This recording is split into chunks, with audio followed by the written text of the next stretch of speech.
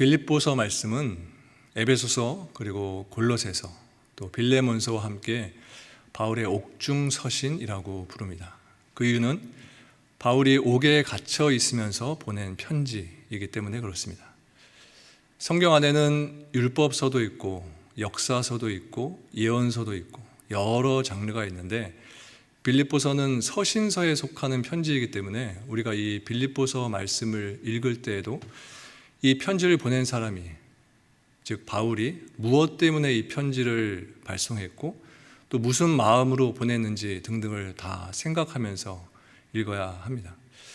그리고 무엇보다 이 편지가 바울이 나에게 보낸 편지다, 바울이 나에게 보낸 편지다라는 마음을 갖고 있는 것이 중요하다고 생각됩니다. 앞으로 5주간 빌립보서 전체를 함께 나누게 되는데요, 이번 강의의 주제가 감옥에서 부르는 기쁨의 노래입니다. 어떻게 해서 바울이 감옥에서 기뻐할 수 있었는지, 이 편지를 통해서 또 바울의 감정이 어땠는지를 살펴볼 수 있어야 합니다. 사실 우리가 감옥에 갔다 온 사람은 우리 중에 없을 것이기 때문에 감옥에서의 바울의 심정을 우리가 다 이해하기는 어려울 것 같습니다. 하지만 여러분들이 지금까지 살아오시면서 감옥에 있는 것과 같은 순간들이 분명히 있으셨을 텐데 아마도 그 중에 하나가 지금 현재 코로나 때문에 겪고 있는 바로 이 순간, 지금이 아닌가 생각됩니다. 여러분들 각자가 지금 육체적으로나 또 정신적으로나 많이 힘드신 상황에 있다고 생각이 됩니다. 이것이 감옥에 있는 바울과 비교할 바는 못되겠지만 그래도 여러분들의 인생에서 가장 힘든 순간 중에 하나인 지금 이때 나는 지금 바울과 같은 모습을 지니고 있는지 한번 살펴볼 필요가 있다는 겁니다. 그래서 앞으로 5주간 빌립보서 말씀을 내 자신을 바라보는, 비춰보는 거울로 이렇게 말씀을 비춰보시면서 매주 말씀을 대하시는 여러분들 되셨으면 합니다. 저는 이번에 빌립보서를 읽으면서 이것은 바울의 사랑의 편지다라고 느껴졌습니다. 그래서 오늘 설교 제목도 바울이 보낸 사랑의 편지라고 이렇게 제목을 붙였습니다. 연애하실 때 러브레터 받아보셨죠? 바울은 빌립보 교인들을 너무나도 사랑했기 때문에 이 편지는 바울이 빌립보 교인들에게 보낸 러브레터다라고 보여졌습니다. 이 편지 내용을 보면 바울이 여러 차례에 걸쳐서 사랑의 표현을 하는 것을 보게 됩니다.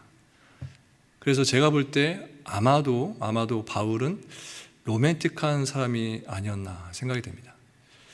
7절에 보면 바울은 너희가 내 마음에 있음이며 라고 했습니다. 예전 한국 드라마에 내 안에 너 있다 라는 이런 유명한 대사가 있었는데 아마 그 드라마 작가가 이 바울의 말을 인용하지 않았나 생각이 됩니다. 바울은 빌립보 교인들에게 당신들은 내 안에 있습니다, 당신들은 내 마음속에 있습니다 라고 하면서 사랑을 표현한 것입니다. 그리고 8절에 보면 바울은 이렇게 말합니다. 내가 예수 그리스도의 심장으로 너희 무리를 얼마나 사모하는지 하나님이 내 증인이시니라. 또 뒤편에 4장 1절에 보면 이렇게 말합니다. 그러므로 나의 사랑하고 사모하는 형제들, 나의 기쁨이요 면류관인 사랑하는 자들아, 이와 같이 주 안에 서라. 빌립보서는 이렇게 바울의 사랑의 편지인 것을 보게 됩니다. 그리고 동시에 빌립보서는 바울의 기쁨의 편지인 것을 보게 됩니다. 바울은 옥중에 있는 것을 염려하고 있는 빌립보 교인들에게 오히려 자신은 감옥에서 기쁨이 넘치는 삶을 살고 있다라고 하면서 편지를 보낸 것입니다. 본문 1절과 2절 말씀을 제가 다시 읽겠습니다. 그리스도 예수의 종 바울과 디모데는 그리스도 예수 안에서 빌립보에 사는 모든 성도와 또한 감독들과 집사들에게 편지하노니 하나님 우리 아버지와 주 예수 그리스도로부터 은혜와 평강이 너희에게 있을지어다. 먼저 1장의 전반부에서는 바울이 이 편지의 발신자가 누구인지 또 수신자가 누구인지를 밝히고 그곳에 인사말을 기록하고 있습니다.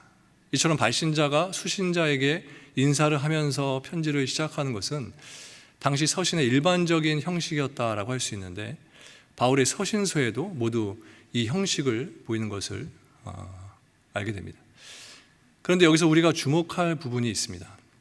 그것은 바울이 발신자로서 자신을 소개하면서 다른 서신서와는 달리 자신의 사도권을 강조하지 않고 단지 자신을 예수의 종이라고만 그렇게 소개하고 있다라는 것입니다.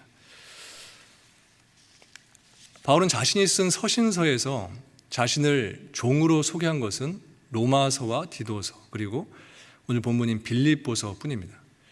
바울이 이렇듯 자신을 사도라고 표현하지 않고 예수 그리스도의 종, 이렇게 종으로만 표현한 것은 아마 두 가지 이유에서다라고 보여집니다. 첫 번째 이유는 바울이 빌립보 교회에서는 고린도나 또 갈라디아 교회에서처럼 사도직에 대해서 의심을 받지 않았기 때문에 그들에게는 자신이 사도다라는 것을 굳이 강조할 필요가 없었을 것이다 라고 보여집니다. 두 번째로는 바울은 빌립보 교인들과 아주 깊은 사랑의 관계 속에 있었기 때문에 굳이 나는 사도다 라고 이렇게 호칭을 쓸 필요가 없었을 것입니다. 예수의 종이라는 말에서 종이라는 이 단어는 헬라어로 둘로스라고 하는데 이 단어에는 노예라는 뜻이 담겨져 있습니다. 그런데 그리스도의 종된 신분이 바울뿐만은 아닐 겁니다. 사실은 모든 성도들이, 저와 여러분들이 다 그리스도의 종인 것입니다. 우리가 그리스도의 종인 이유는 그리스도께서 자신의 몸으로 우리의 죄값을 치르시고 우리 모두를 다 사셨기 때문입니다. 고린도전서 6장 19절과 20절에 보면 이렇게 말씀합니다. 너희는 너희 자신의 것이 아니라 값으로 산 것이 되었으니 그런즉 너희 몸으로 하나님께 영광을 돌리라. 우리는 전에는 다 죄와 사망의 종들이었습니다. 때문에 죄와 사망에 얽매여서 고통을 당해야만 했었던 것입니다. 또한 하나님의 진노 아래서 하나님의 무서운 심판을 기다리는 운명에 있었습니다. 그런데 이러한 우리를 그리스도께서 십자가에 피 흘려 주심으로써 죄의 값을 치러주시고 우리들을 그리스도의 소유로 삼아 주셨다라는 것입니다. 그러므로 우리는 다 그리스도의 종인 것입니다. 바울은 자신을 표현하면서 나는 그리스도 예수의 종입니다 라고 말하고 있습니다. 여러분의 이름 앞에 이렇게 넣어서 말하실 수 있으신가요? 나 누구누구는 그리스도 예수의 종입니다. 나 혼잣말로는 할 수 있을지 모릅니다. 그런데 누군가가 내 앞에 서 있다면 이러한 말을 하기가 결코 쉽지 않을 것 같습니다. 이 말을 할 때 내 배우자가 또 내 주변의 사람들이 이 말 하면은 비웃을 수도 있고 콧방귀를 낄 수도 있고 또 너 전혀 예수님의 종까지 보이지 않는데? 라는 반응을 보일 수도 있을 거라 생각이 됩니다. 오늘날 교회에는 교인은 있지만 종은 없다라는 이야기가 있습니다. 우리들이 새겨 들을 말인 것 같습니다. 주인은 많은데 종은 없는 교회가 되고 있다는 것입니다. 우리는 주인이 될 수가 없습니다. 우리의 주인은 오직 한 분, 주님이시기 때문에 그렇습니다. 그런데 우리가 종의 신분을 잊어버리게 되면 어느새 나는 주인과 같은 모습을 가지고서 주님의 자리에 내가 앉아있게 되는 그런 잘못을 범하게 되는 것입니다. 본문 1절에 보면 디모데가 바울과 함께 발신자로, 이 편지의 발신자로 나오는 것을 볼 수 있습니다. 이것은 아마도 디모데가 바울의 제2차와 3차 전도 여행 시에 바울과 함께 빌립보에서 복음을 전했을 뿐만 아니라 바울이 디모데를 다시 빌립보 교회에 파송할 계획을 가지고 있었기 때문이라고 할 수 있습니다. 디모데는 바울의 제2차 전도 여행 당시에 바울의 전도를 통해서 그리스도를 믿고 바울의 믿음의 아들이 되었습니다. 그리고 이후에 바울의 가장 충성된 동역자가 되었습니다. 게다가 바울이 빌립보에 편지를 하던 로마 감옥의 옥중에도 디모데는 지금 현재 바울과 함께 있는 것입니다. 당시 바울이 옥에 갇혔을 때 수많은 성도들과 동역자들은 모두 다 바울 곁을 떠났지만 디모데만큼은 끝까지 바울 곁에서 그를 보살폈던 것입니다. 1절에서 바울은 그리스도 예수 안에서 빌립보 교인들에게 편지한다라고 했습니다. 즉 예수님 안에, 예수 안에 있는 바울은 마찬가지로 예수 안에 있는 빌립보 교인들에게 편지를 보냈다라는 것입니다. 여러분, 빌립보 교회가 처음에 어떻게 시작이 되었습니까? 그곳에는 자색옷감 장사를 했던 루디아라고 하는 여자가 있었고, 귀신 들렸다가 고침을 받았던 여종이 있었습니다. 그리고 빌립보 감옥에 간수가 있었습니다. 이렇게 작게 시작된 교회가 바로 빌립보 교회였습니다. 그러나 지금은 어려운 교회들을 위해서 헌금하는 교회가 되었고, 또 감옥에 있는 사도들을 보살피는 교회로 그렇게 이 빌립보 교회가 성장하게 된 것입니다. 빌립보 교회가 예수 안에 있었다라는 것은 그들은 늘 예수님을 통해서 그리고 늘 예수님과 함께 했다라는 것을 의미하는 것입니다. 요한복음 15장 5절에 보면 주님은 이렇게 말씀하십니다. 나는 포도나무요 너희는 가지라. 그가 내 안에 내가 그 안에 거하면 사람이 열매를 많이 맺나니. 이와 같이 빌립보 교회는 성도들이 예수님 안에서 철저하게 예수님을 중심으로, 예수 그리스도를 중심으로 그렇게 신앙생활을 했다라는 것입니다. 빌립보 교회는 또한 자기 것을 남에게 주는 교회였습니다. 빌립보 교회는 사도 바울을 물신양면으로 도왔고 예루살렘 교회를 위해서 헌금을 했습니다. 이렇게 빌립보 교회는 주는 교회, 나눠주는 교회였던 것입니다. 사도행전 20장 25절에 보면 예수님께서는 주는 것이 받는 것보다 복이 있다라고 말씀하셨습니다. 또 고린도 후서 9장 10절에 보면 바울은 이렇게 말합니다. 심는 자에게 씨와 먹을 양식을 주시는 이가 너희 심을 것을 주사 풍성하게 하시고 너희 의의 열매를 더하게 하시니라. 여러분, 다른 교회를 돕고 이웃을 구제하는 교회가 바로 주님 안에 있는 교회인 것입니다. 이번에 코비드로 인해서 우리 교회에서 사랑의 헌금을 모았는데 무려 7만 불 이상의 헌금이 모아졌고 그것으로 교회 안 그리고 교회 밖에 많은 분들을 돕는 데 사용이 되었습니다. 이렇게 어려운 시기에 성도님들이 사랑의 헌금에 적극적으로 동참하는 것을 보면서 저는 우리 교회가 바로 주님 안에 있는 교회다라는 것을 느끼게 되었습니다. 제가 어렸을 때 불렀던 복음성가 중에 사랑은 참으로 버리는 것이라는 노래가 있었습니다. 아마 기억하시는 분들이 있을 것 같습니다. 사랑은 참으로 버리는 것, 버리는 것, 버리는 것. 사랑은 참으로 버리는 것, 더 가지지 않는 것.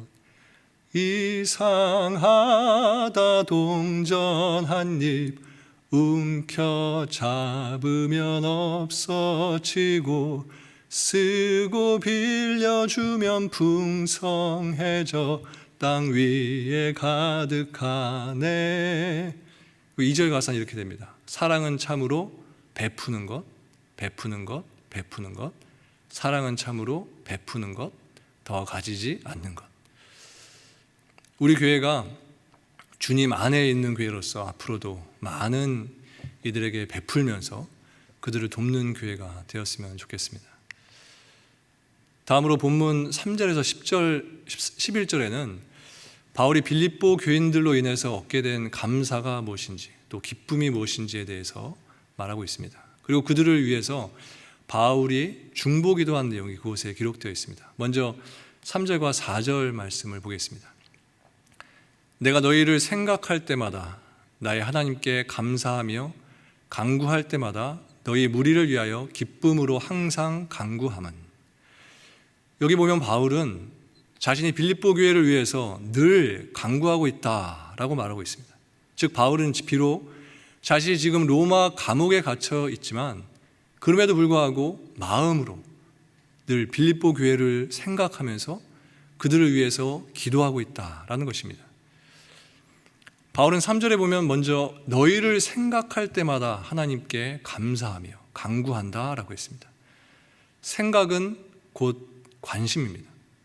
그러므로 이웃에게 늘 관심을 가지는 것이 그들을 위한 기도의 출발점이 된다라는 사실입니다. 다른 이들에게 무관심한 사람은 결코 그들을 위해서 기도할 수가 없는 것입니다. 그리고 바울은 기쁨으로 항상 간구한다라고 했습니다. 여러분, 사실 바울은 지금 심적으로 다른 사람들을 위해서 간구할 그런 형편에 있지 못했습니다. 그는 현재 감옥에 갇혀서 여러 가지 불편함을 겪으면서 자신의 장래에 대한 걱정 또 근심을 할 수밖에 없는 그런 답답한 암울한 처지 가운데 있었던 것입니다. 그런데도 바울은 자신의 모든 그런 환경들을 초월해서 오히려 빌립보 교인들을 위해서 항상 간구했던 것입니다. 이와 같이 우리들도 좋은 상황에서만, 그리고 내가 기쁜 상황 속에서만, 또 내가 편할 때에만 남을 위해서 기도해서는 안 되는 겁니다. 바울과 같이 내가 비록 괴로움 중에 있을지라도, 내가 비록 고난 가운데 있을지라도 이웃을 위해서, 다른 성도들을 위해서 기도해야 하는 겁니다. 만약 지금 여러분들에게 괴로운 순간이고 또 힘든 순간이라면 지금 이때, 지금 이 순간에 여러분들에게는 다른 이들을 위해 기도해야만 하는 순간이라는 것입니다. 성도들 중에는 도대체 나는 기도할 내용이 없다라고 고민하는 분들을 봤습니다. 나는 기도하려고 해도 기도할 것이 없다라고 말하는 분들이 계십니다. 사실 나와 내 가족만을 위해서 기도한다면 별로 기도할 것이 없습니다. 하지만 이웃을 위해서, 그리고 다른 성도들이 가진 많은 그런 기도 제목들을 가지고 기도하게 되면 당연히 나에게 많은 기도 시간이 필요한 것입니다. 이런 분들도 계실 거라 생각됩니다. 나는 다른 사람들을 위한 기도 제목은 많이 알고 있는데 기도할 때 하나도 기억이 안 나서 기도하지 못한다라는 분들도 계실 겁니다. 그래서 저는 몇 년 전부터 기도 제목 리스트를 가지고 있습니다. 제 나름대로 기도 제목 리스트를 정리해서 아프신 분들 같은 경우에는 언제 그분이 수술을 하셨고 또 지금 현재 상태가 어떠신지, 그리고 자녀들과의 관계에서 아픔이 있는 분들을 위해서도 그렇고 수없이 많은 기도 제목들이 그 기도 리스트에 기록되어 있습니다. 기도 요청을 받은 내용으로 한 번, 두 번 그렇게 기도해 주는 것도 중요하지만 지속적으로 그 기도 제목들이 우리의 기도 속에, 나의 기도 속에 포함되어야 한다는 겁니다. 그렇기 때문에 촌모임 안에서 촌원들끼리 기도 제목들을 많이 나누셨으면 좋겠습니다. 그리고 교회 목회자들과 장로님들에게도 기도 제목을 나눠주시고 기도를 요청해 주시기 바랍니다. 그래서 우리 교회가 서로를 위해서 뜨겁게 기도해 주는 교회가 되었으면 합니다. 5절 말씀 보겠습니다. 너희가 첫날부터 이제까지 복음을 위한 일에 참여하고 있기 때문이라. 바울은 5절에서 자신이 빌립보 교회를 위해서 감사와 기쁨으로 항상 간구하게 된 그 근거와 이유가 무엇인지에 대해서 설명해 주고 있습니다. 바울은 빌립보 교회가 처음 복음을 받았을 때부터 지금까지 복음을 위한 일에 참여하고 있는 것으로 인해서 그들을 위해 간구한다, 이렇게 말하고 있는 것입니다. 빌립보 교회 성도들의 복음을 위한 참여는 바울이 빌립보 지역을 처음 방문해서 전도했던 바로 그 첫날부터 시작된 것이었습니다. 바울이 빌립보에 도착해서 복음 사역을 시작했을 때 루디아라고 하는 그 여인은 그의 집을 개방했습니다. 그리고 빌립보 감옥의 간수는 바울을 친절하게 대접해 줬습니다. 또 빌립보 교인들은 에바브로디로들을 통해서 헌금을 보내오기도 했습니다. 이렇게 빌립보 교인들은 바울을 만난 첫날부터 바울이 로마 감옥에 갇혀 있는 지금 이 현재까지 끊임없이 복음을 위한 일에 참여하고 있었던 것입니다. 6절 말씀을 보겠습니다. 너희 안에서 착한 일을 시작하신 이가 그리스도 예수의 날까지 이루실 줄을 우리는 확신하노라. 여기서 착한 일이란 바로 구원을 의미하는 것입니다. 그러므로 이 구절이 말씀하는 것은 빌립보 성도들의 구원을 이루기 시작하신 하나님께서 마침내 그리스도의 날에 그 일을 완성하실 것이다 라는 것입니다. 바울은 이것을 확신한다 라고 했습니다.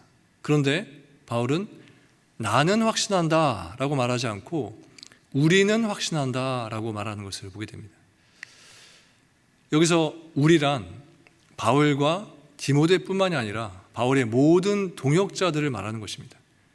그리스도께서 구원을 이루신다는 것을 우리 모두가 다 확신한다라는 것입니다. 바울이 말하는 이 확신은 바로 복음을 전파하게 하시는 분도 하나님이시지만 그 일을 실제적으로 하나하나 이루어 가시는 분도 하나님이시다라는 이 확고한 신앙에서 나오는 고백인 것입니다. 본문 7절과 8절 말씀 보겠습니다.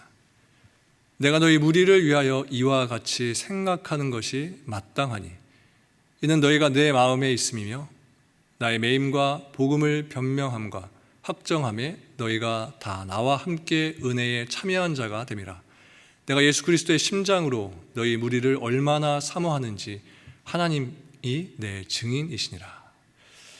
여기 7절과 8절에서 바울은 빌립보 교회를 향한 애틋한 마음을 표현하고 있습니다. 먼저 7절에 보면 설교 초반에 말씀드렸듯이 바울은 너희가 내 마음에 있다라고 말하고 있습니다.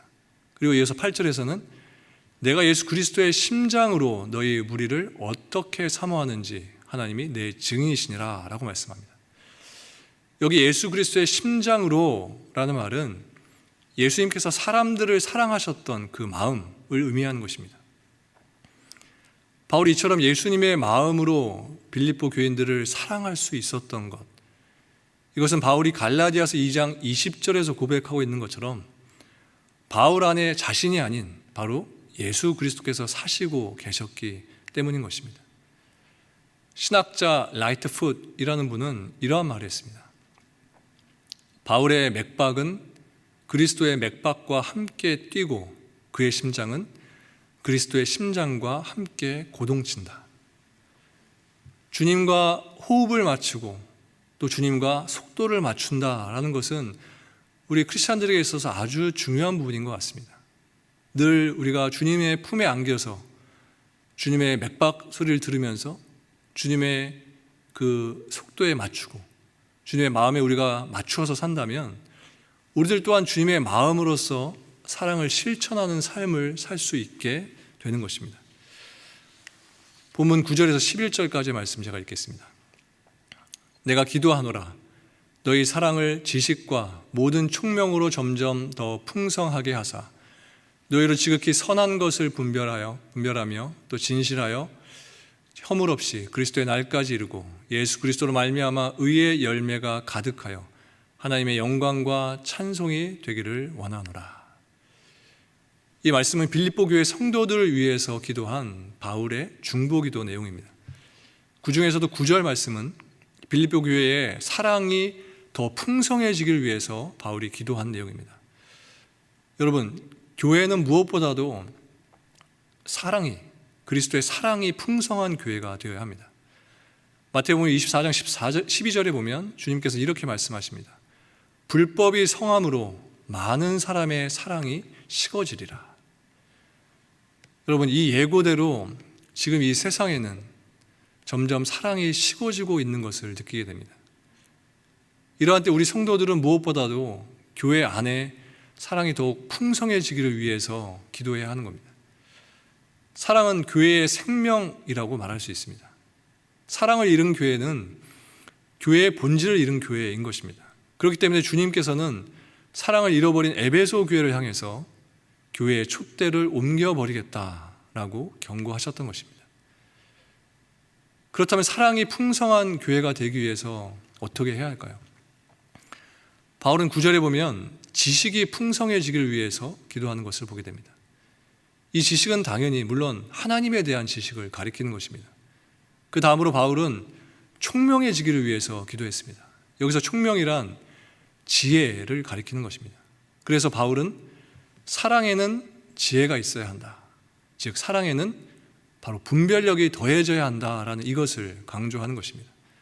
지혜로서 악한 것과 선한 것, 그리고 중요한 것과 중요하지 않은 것을 분별하면서 성도로서 올바르게 행동해야 한다라는 것입니다.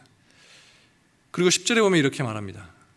너희로 지극히 선한 것을 분별하며 또 진실하여 허물 없이 그리스도의 날까지 이르고.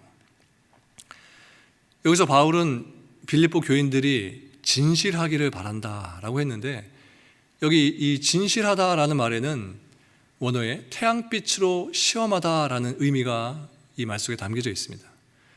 여러분, 어두운 방에 들어가 있으면 더러운 것을 발견할 수가 없습니다. 그러나 밖에 나가서 햇빛에 비춰보게 되면 더러운 것을 금방 발견할 수 있게 됩니다. 그러므로 성도들은 그리스도의 거룩한 빛의 자기 모습을 늘 비춰봐야 한다라는 겁니다. 그래야 자기의 허물을 발견할 수 있게 되고 또 그것으로 그 허물을 제거하게 된다라는 겁니다. 바울은 또 11절에서 이렇게 기도합니다. 예수 그리스도로 말미암아 의의 열매가 가득하여 하나님의 영광과 찬송이 되게 하시기를 구하노라. 바울은 빌립보의 교인들에게 의의 열매가 가득하게 되어서 그것으로서 하나님의 영광과 찬송이 되기를 바란다라고 하면서 그렇게 기도하는 것입니다. 성도들의 삶은 결코 몇십 년 살다가 끝마치는 그런 의미 없는 것이 아닙니다. 불신자들의 삶은 물론 몇십 년 살다가 끝나버리는 인생이겠지만 우리 성도들의 삶은 하나님께서 하나님의 영광과 찬송이 되게 하시기 위해서 우리 모두를 불러내신 하나님의 도구로서의 인생이다라는 것입니다. 주님께서는 여러분이 하나님께 영광과 찬송이 되게 하시기 위해서 여러분들을 한 명 한 명 부르셨습니다. 그렇게 하나님께서는 우리가 영광된 삶을 살게 하시기 위해서 우리에게 의의 열매를 맺게 해주시는 것입니다. 우리들에게 성령의 열매를 맺히게 하시는 것입니다. 이러한 주님의 일을 알고 있는 성도라면 내가 성도로서 어떻게 살아가야 하는가에 대해서 생각하지 않을 수 없는 것입니다. 그리고 날마다 주님께 간구하며 기도하지 않을 수 없는 것입니다. 오늘 설교 제목이 바울이 보낸 사랑의 편지라고 했습니다. 그런데 본문 9절의 시작 부분을 보면 바울은 내가 사랑하노라 이렇게 말하지 않고 내가 기도하노라 라고 말하면서 사랑을 표현하는 것을 보게 됩니다. 바울은 내가 너를 사랑하노라 라고 말하지 않고 내가 너를 위해 기도하노라 라고 하면서 사랑을 표현하고 있습니다. 전 이것을 보면서 바울이 사랑을 표현하는 방식은 기도라는 것을 알게 되었습니다. 사람마다 사랑을 표현하는 방식이 많이 다른데 바울이 사랑을 표현하는 방식은 바로 기도였던 것입니다. 사랑은 곧 기도다라는 것입니다. 사랑하지 않으면 기도하지 않습니다. 사랑하지 않으면 누군가를 위해 기도할 수 없습니다. 기도하는 것, 이것이 곧 사랑하고 있다라는 증거라는 것입니다. 바울은 이렇게 기도를 통해서 사랑을 표현한 것입니다. 당신의 삶을 통해 의의 열매가 맺혀지기를 원합니다.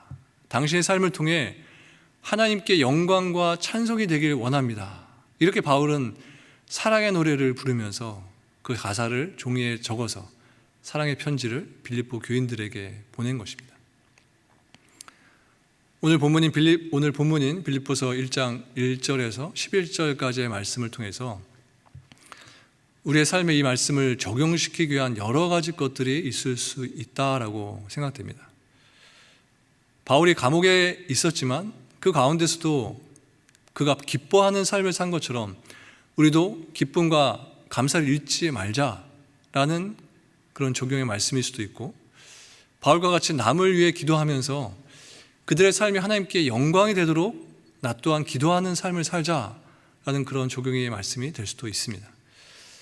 하지만 저는 오늘 본문을 통해서 여러분들이 적용했으면 하는 부분은 바울과 같이 우리도 서로 편지를 쓰자라는 이것입니다.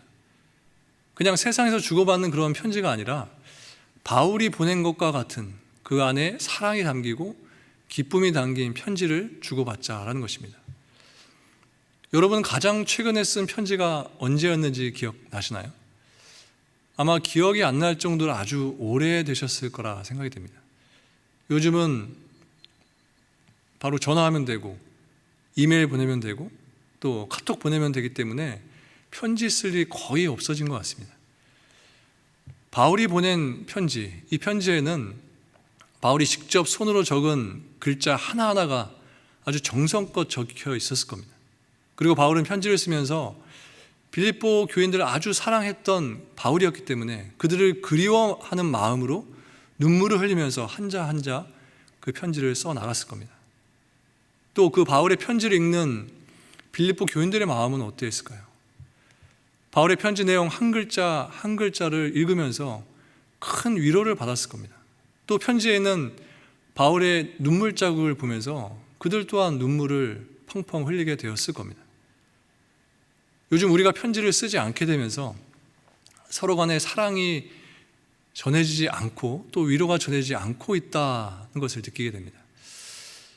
편지를 주고받지 않게 되면서 서로 간의 사랑이 식어지고 있는 것은 아닌가? 이렇게 점점 우리 안에서 사랑이 점점 메말라가고 있는 것은 아닌가 생각이 됩니다. 우리 교회 안에 또 우리가 사는 이 세상에 서로 간의 깊은 사랑이 회복되기 위해서 편지 쓰기 캠페인 이런 것들이 좀 펼쳐져야 할 것 같습니다. 특별히 촌모임 안에서 촌원들끼리 서로 편지를 주고받는 일이 많아졌으면 좋겠습니다. 각 촌마다 촌 카톡방이 있는 것을 알고 있는데 그곳에 하루에도 여러 번씩 카톡 서로 안부를 묻고 또 여러 성경에 대한 내용들을 나누고 있는 줄 압니다. 이런 것도 좋지만 이제 앞으로 우리가 하지 못했던 글로 직접 적어서 우리의 마음을 나누고 사랑을 나누는 그런 편지가 우리 촌모임 안에서 촌 식구들끼리 나눠줬으면 좋겠습니다. 단지 문안의 편지가 아니라 바울과 같이 사랑의 편지, 사랑이 가득 담긴 편지를 주고받았으면 합니다. 그래서 그 편지를 통해서 각자를 향한 사랑의 마음을 그 글자를 통해서 그 내용을 통해서 보게 되고 또 직접 보면서 이야기 나누지 못했던 아주 깊은 사랑의 대화를 편지를 통해서 나눌 수 있게 되리라 생각됩니다. 그리고 또한 편지로 서로를 축복해 주면서 하나님께 영광된 삶을 살 수 있도록 서로를 격려하고 또 응원할 수 있을 거라 생각됩니다. 바울이 빌립보 교인들에게 보낸 이 편지가 후대 우리에게까지 전해진 것처럼 우리가 쓴 편지가 앞으로 많은 믿음의 성도들에게 또 자녀들에게 전해지고 그것이 바울의 편지와 같이 받는 이들에게 위로와 또 격려를 주게 될 것이라 믿습니다. 그래서 여러분들의 편지 내용 속에 바울과 같이 지금 현재 내 삶은 어려움 중에 있지만 나는 복음으로 인해서 주님으로 인해서 기뻐하는 삶을 살고 있다는 이 소망이 담기고 또한 사랑이 담긴 편지를 쓰셨으면 합니다. 그리고 여러분들의 삶을 통해서 그러한 편지와 같은 삶을 또한 살아가시는 저 여러분들 모두가 되시기를 주님의 이름으로 간절히 축원합니다. 함께 기도하시겠습니다. 하나님, 오늘 바울의 편지를 함께 읽으면서 우리를 향하신 하나님의 마음을 조금이나마 느끼게 해주셔서 감사합니다. 옥중에 있으면서도 오히려 빌립보에 있는 성도들을 생각하며 그들을 위해서 기도하는 바울의 모습을 보면서 하나님께서 우리들을 바라보고 계시고 또한 주님께서 우리를 위해 기도하고 계시다는 사실을 다시금 기억하게 해주셔서 감사합니다. 바울의 기쁨이 우리에게도 늘 채워지게 하셔서 복음의 기쁜 소식과 주님의 풍성하신 사랑을 주변의 많은 사람들과 나누어 사는 우리 모두 되도록 인도해 주시옵소서. 우리의 삶이 사랑의 편지가 되기를 소망합니다. 우리의 삶이 기쁨의 편지가 되기를 원합니다. 우리를 통해 영광과 찬송을 받기 원하시는 하나님께 날마다 향기로운 열매를 올려드리는 저희 모두 되도록 인도해 주시옵소서. 감사드리며 예수님의 이름으로 기도합니다. 아멘. 이 시간에는 찬양 한 곡 부르신 후에 축도로 마치겠습니다. 너는 그리스도의 향기라 라는 찬양입니다. 가사를 생각하시면서 이 찬양 함께 부르시겠습니다.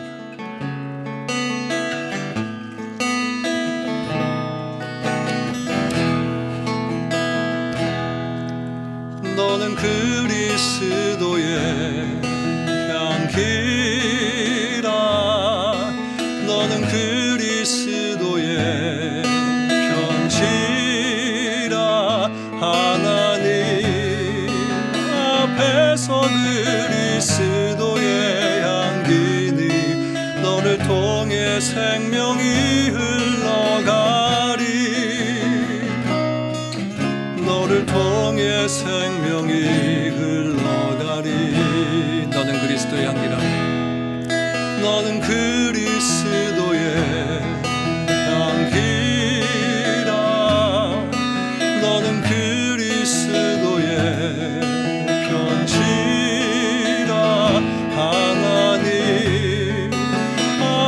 앞에서 그리스도의 향기니 너를 통해 사랑이 흘러가리. 너를 통해 사랑이 흘러가리. 너는 그리스도의 향기라. 너는 그리스도의 향기라. 너는 그리스도의 편지라. 하나님 앞에서 그리스도의 향기니 너를 통해 기쁨이 흘러가리. 너를 통해 기쁨이 흘러가리.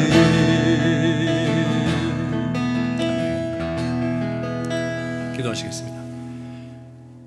지금 우리 주 예수 그리스도의 은혜와 하나님 아버지의 극진하신 사랑과 성령의 감동 감화하심이 바울과 같이 그리스도의 향기로서 세상에 예수 그리스도의 사랑과 위로를 나누며 살기로 다짐하는 모든 성도들 가운데 지금부터 영원토록 함께 하시기를 간절히 축원하옵나이다.